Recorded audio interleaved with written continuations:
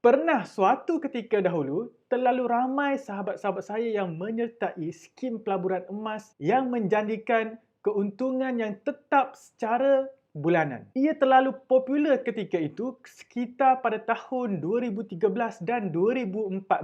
Walaupun waktu ketika 2013 dan 2014 itu, pergerakan harga emas sangat tidak memberansangkan. Kadang-kadang dalam waktu sehari, ramai yang bertanyakan kepada mentor saya sehingga 4, 5, 6 orang sehari yang bertanyakan soalan yang sama. Memang sesiapa pun akan tertanya-tanya bagaimana penganjur emas boleh memberi keuntungan 70 hingga 100% setahun dan ia sangatlah luar biasa. Jadi kalau ada orang yang mengajak anda untuk melabur emas yang boleh mendapat keuntungan secara bulanan, hati-hati.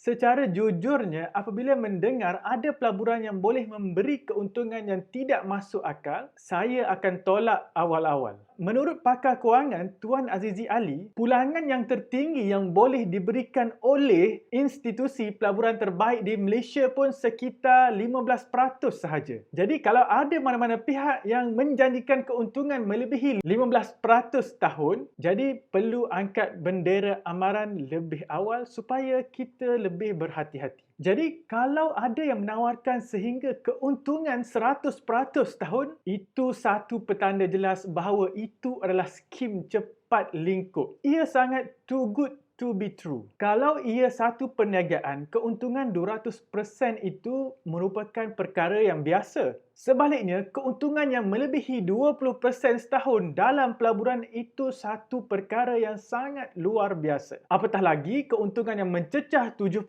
hingga 100% setahun. Cuba kita berfikir secara waras. Kalau ia satu betul-betul pelaburan yang tulen, jangankan kita hendak melabur. Badan-badan kerajaan, bank dan institusi kewangan yang mempunyai dana yang besar dan jauh lebih pakar daripada kita, pastinya akan merebut peluang ini lebih awal daripada kita. Belum sempat kita hendak melabur, kota untuk kita sertai pelaburan tersebut sudah penuh. Sebagaimana saham bank rakyat. Kalau ia dikatakan sangat bagus sedangkan institusi kewangan yang besar pun tidak ambil kisah tentang pelaburan itu, sepatutnya itu satu petanda yang sangat jelas. Jadi, sebagai kita seorang rakyat marhen, sila berhati-hati sebelum duit yang dilaburkan itu menjadi lebur. Perkara yang kedua, banyak penganjur yang dikatakan bijak untuk niagakan emas, bukan sahaja bijak, bahkan penganjur itu sangatlah baik hati. Mereka iklankan skim pelaburan mereka sambil menggunakan sentimen agama,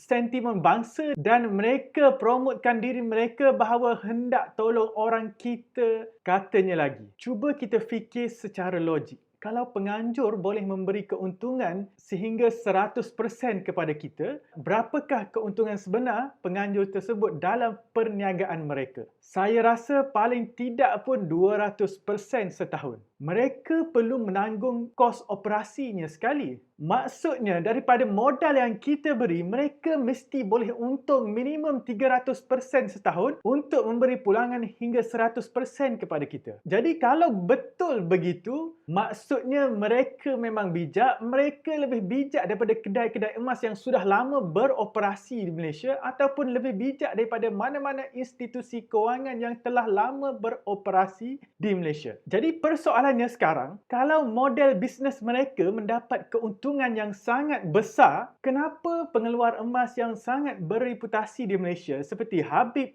Hongkong ataupun Public Gold tidak secerdik mereka meniagakan emas seperti mereka? Jadi dapat sesuatu apa yang saya cuba kongsikan, kalau anda ditawarkan pelaburan yang mendapat keuntungan secara bulanan yang tidak masuk akal seperti ini, saya nasihatkan anda perlu berhati-hati. Jadi untuk perkongsian saya yang lebih lanjut tentang skim cepat kaya yang bertopengkan emas, jom kita terus ke video part yang kedua.